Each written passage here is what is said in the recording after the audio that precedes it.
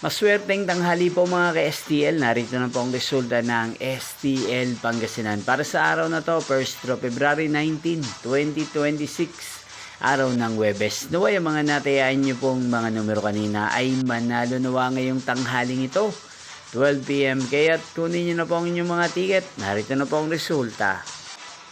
Ang mga numerong nanalo sa STL Pangasinan ngayong tanghaling ito, February 19, 2026.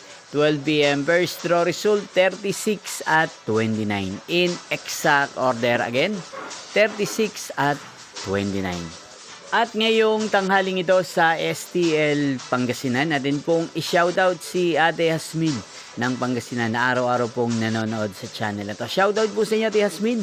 Sana po ay nasa maayos kayong kalagayan. At sa lahat po ng mga taga Pangasinan, shoutout po sa inyong lahat. Muli nyo pong mapapanood ang resulta ng STL Pangasinan para sa second draw mamayang 5 PM dito po sa channel na to, Roderick Hernandez TV. Thank you for watching.